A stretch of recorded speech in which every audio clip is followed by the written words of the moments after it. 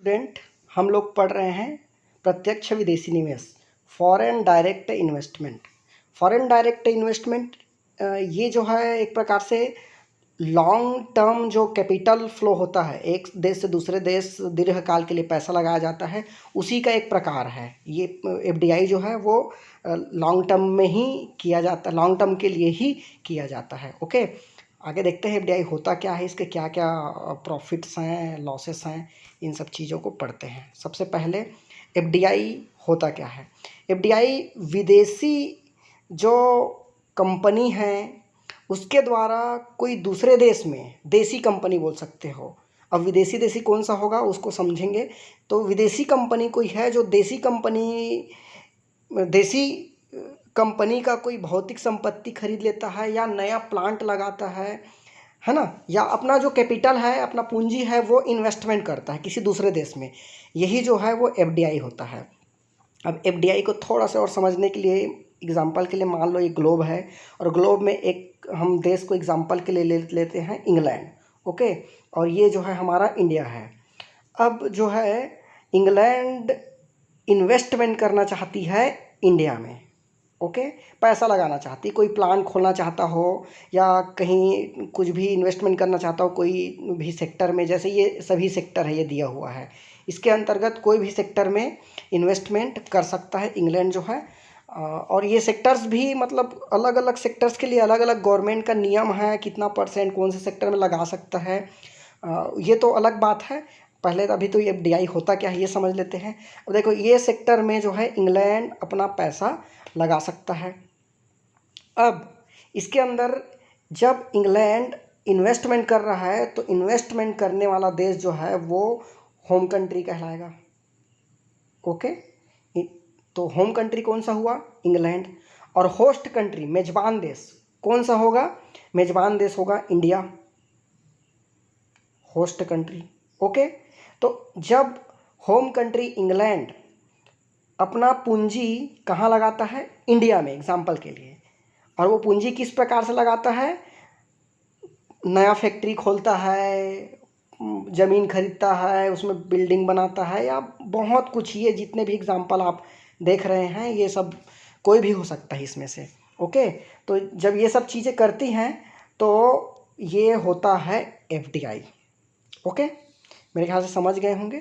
अब इसमें एक बहुत ही इम्पॉर्टेंट चीज़ बताने लायक ये है कि इंग्लैंड जब इंडिया में इन्वेस्टमेंट करेगी तो जिस भी चीज़ में इन्वेस्टमेंट करे, कोई भी चीज़ में इन्वेस्टमेंट करे, उसका नियंत्रण और प्रबंधन जो है, कंट्रोल और मैनेजमेंट दोनों इंग्लैंड के हाथ में रहेगा। ऐसा कोई भी प्रॉब्लम नहीं है। इंडिया में पैसा लगाया गया है तो इंडिया वाले उसमें, ऐसा नहीं है कि हमारे देश में पैसा लगाया है तो हम उसको कंट्रोल करेंगे, हम चलाएंगे उसको, ऐसा कुछ नहीं है। एफडीआई के अंतर्गत ये सबसे बेस्ट चीज़ यही है कि जो देश इन्वेस्टमेंट किया है वो कंट्रोल भी कर सकता है और मैनेजमेंट भी कर सकता है। इसमें किसी भी प्रकार से जिस देश में पैसा लगाया गया है, इन्वेस्टमेंट किया गया है, पूंजी लगाया गया है, वो छेड़खानी नहीं कर सकता। ओके, चलिए आगे हम पढ़ते हैं। जो प्रत्यक्ष विदेशी निवेश से मेजबान देश को लाभ। मेजबान देश मतलब कौन से देश को लाभ, मेजबान यहाँ पर कौन है, इंडिया।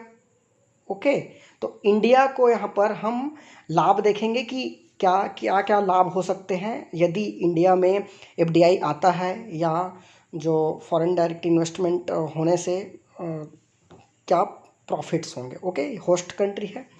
एक और अच्छी बात इसमें मैं इंसर्ट करना चाहूँगा कि अभी जो वायरस है उसके चलते ये बड़ा अच्छा टाइम है इंडिया के लिए कि एफडीआई को वो ज़्यादा से ज़्यादा खींच सकता है दूसरे देश में। जो जैसे चाइना हो गया, चाइना से सुनाई में आ रहा है हज़ारों कंपनियां जो हैं वो भागना चाह रही है वहाँ से।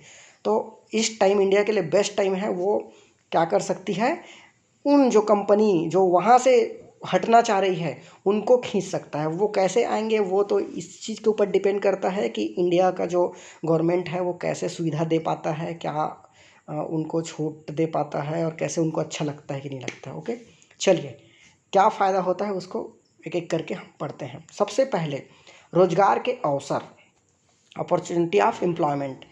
जब इंग्लैंड इंडिया में, एग्जांपल के लिए, जब इंग्लैंड इंडिया में इन्वेस्टमेंट करती है, नई फैक्ट्री खोलती है, तो सीधी सी बात है बहुत लोगों को रोज़गार मिलेगा यहाँ, है ना। और बहुत लोगों को रोज़गार मिलेगा तो देश ग्रो करेगा। ओके, तो ये तो एक हो गया। दूसरा, विदेशी मुद्रा भंडार में वृद्धि। विदेशी मुद्रा भंडार में कैसे वृद्धि होगी भाई? सीधी सी बात है, इंग्लैंड जो है अपना करेंसी जो है वो हमारे देश में लाएगा। हमारे देश की करेंसी को मांग के हमसे ही थोड़ी इन्वेस्टमेंट करेगा, वो अपना करेंसी लाएगा और हमारे देश में उसको डालेगा। ओके, तो जैसे ही वो इन्वेस्टमेंट यहाँ करेगा तो वो जो उनके देश का करेंसी हमारे देश में आएगा, तो हमारे जो इंटरनेशनल जो करेंसी होती हैं उसमें बढ़ोतरी होगी, है ना। विदेशी मुद्रा भंडार हमारा बढ़ेगा। नेक्स्ट है संसाधनों का विकास, डेवलपमेंट ऑफ रिसोर्सेज। संसाधनों का विकास कैसे होगा? यदि इंग्लैंड इंडिया में इन्वेस्टमेंट करता है तो सबसे पहली बात तो ये कि यहाँ आके वो लाया है पूंजी।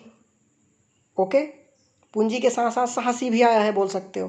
बट लेबर, लैंड, जो हमारे उत्पादन के 5 साधन बोलते हैं ना हम, भूमि, पूंजी, श्रम, साहस, संगठन, तो बाकी जो साधन है उसका ग्रोथ होगा कि नहीं होगा? उसका ग्रोथ डेफिनेटली होगा। तो जब लेबर का यूज़ होगा, यहाँ के मैनेजमेंट के लिए प्रबंधन का यूज़ किया जाएगा, मैनेजर लोगों का, तो उसका ग्रोथ होगा, टेक्नोलॉजी का यूज़ होगा।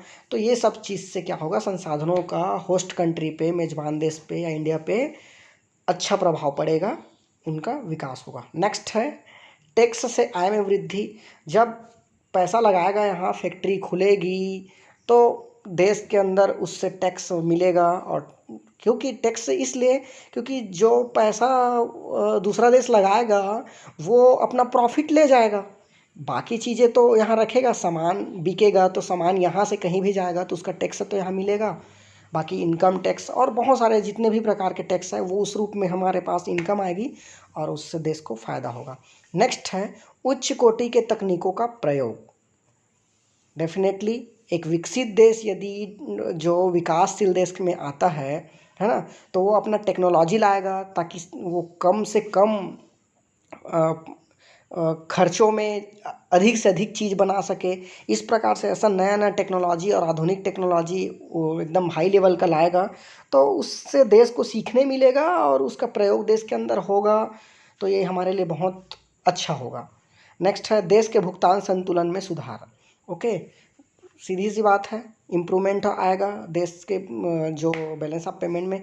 यहाँ पर कन्फ्यूज़न नहीं होना है, BOP का मतलब बैलेंस ऑफ पेमेंट है ना, भुगतान संतुलन है।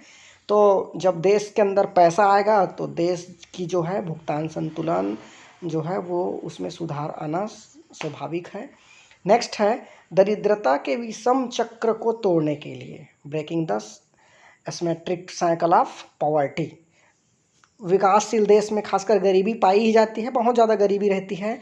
तो जब दूसरे देश से पैसा आएगा, वो फैक्ट्री खोलेगा, लोगों को रोज़गार देगा, तो जैसे ही रोज़गार मिलेगा तो लोगों के पास पैसा आएगा और गरीबी दूर होगी, तो ये बहुत बड़ा प्रॉफिट है। ओके, तो ये सभी जो है एक होस्ट कंट्री को, जिस देश में इन्वेस्टमेंट दूसरे देश द्वारा किया जाता है, तो ये सब प्रॉफिट्स होनी ही होनी है। ओके, नेक्स्ट है प्रत्यक्ष विदेशी निवेश से मेजबान देश को हानि। अब जिस देश में ये इन्वेस्टमेंट किया जाएगा उसको क्या क्या हानि हो सकती है?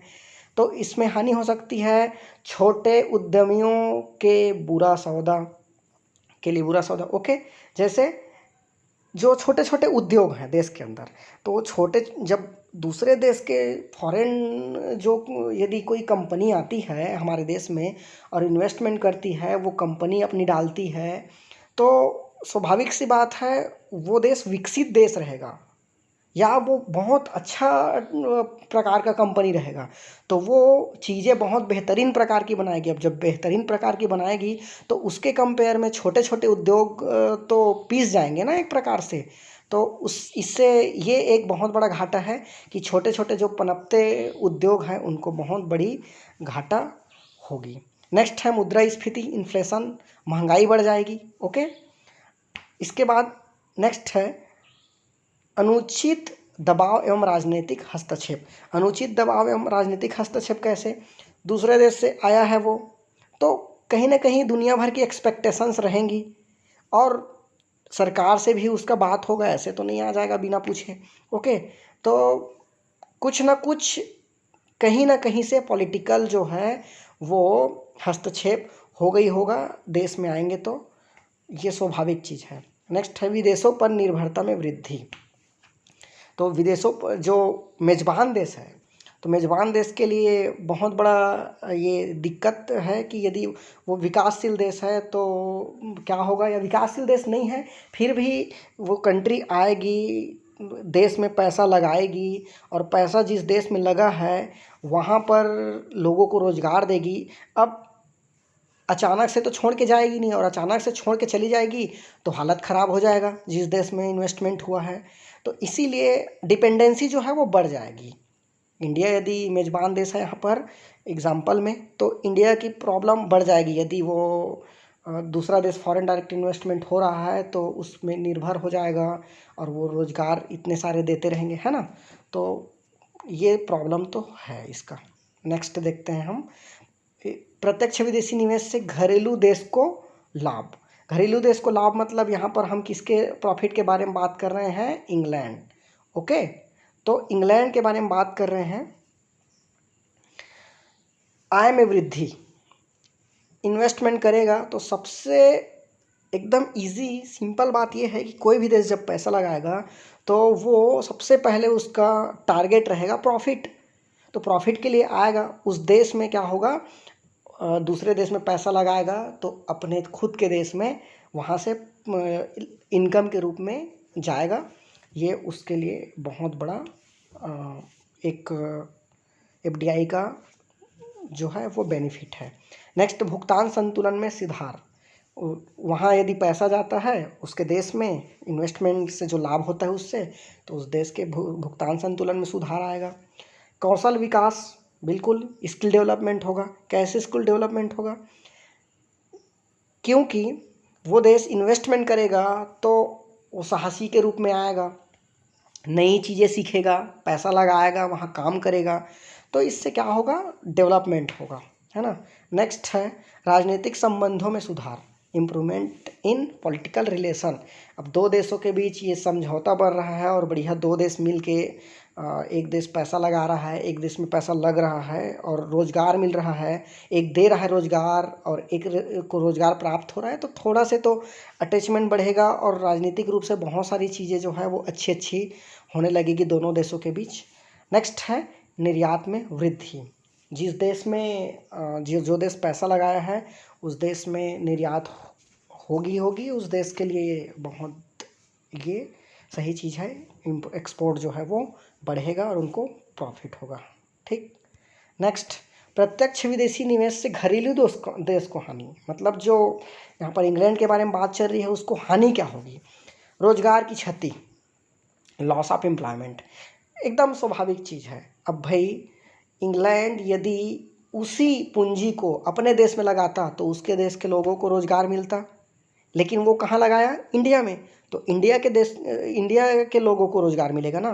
तो इसीलिए रोज़गार की क्षति कहाँ होगी, जिस देश से इन्वेस्टमेंट होगा, मतलब इंग्लैंड से इन्वेस्टमेंट हो रहा है तो इंग्लैंड में वो चीज़ें नहीं हो पा रही है, तो वहाँ जो रोज़गार मिलता है वो इंडिया वाले को मिल रहा है, तो रोज़गार की क्षति तो हो रही है। उत्पादन के साधनों का प्रवाह, क्लियर सी बात है, भूमि पूंजी श्रम साहस संगठन उत्पादन के साधन, तो पूंजी जो है वो प्रवाह करेगा, दूसरे देश में जाएगा, साहसी जो है वो दूसरे देश में जाएगा, ठीक है। तो उत्पादन के साधनों का कहीं ना कहीं क्या हो रहा है, एक जगह से दूसरे जगह प्रवाह हो रहा है। तो ये एक प्रकार से कहा जाए एक देश के लिए यदि वहाँ देश में एम्प्लॉयमेंट पूरा नहीं है तो घाटा ही है। ओके, नेक्स्ट है संघर्ष या झगड़े की संभावना।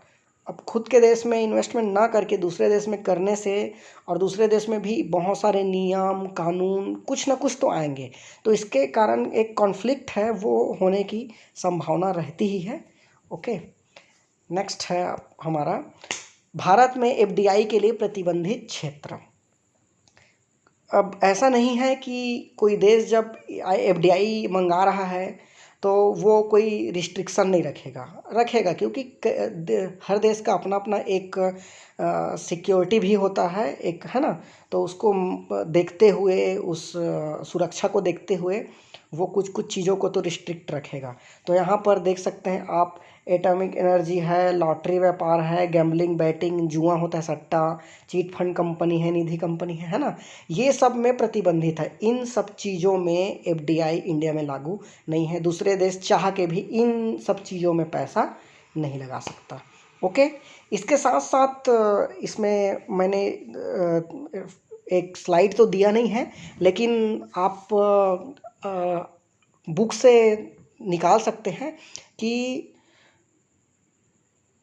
एफडीआई जो है वो बांटा भी गया है अलग अलग चीज़ों में, किसमें किन चीज़ों सेक्टर में 100% कोई देश इन्वेस्टमेंट कर सकता है, कौन से सेक्टर में 50%, कौन से सेक्टर में 20%। और ध्यान रखें कि यदि कोई भी चीज़ में वो हिस्सेदारी करता है, देश में खरीदता है, कोई कंपनी खरीदता है, कंपनी में पैसा लगाता है, एफडीआई करता है, तो 10% मिनिमम होना चाहिए, ये नियम है।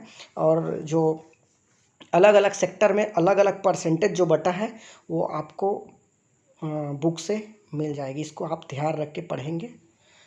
एफडीआई में मेरे ख्याल से समझने के लिए इतना आपके लिए काफ़ी है। Thank you so much.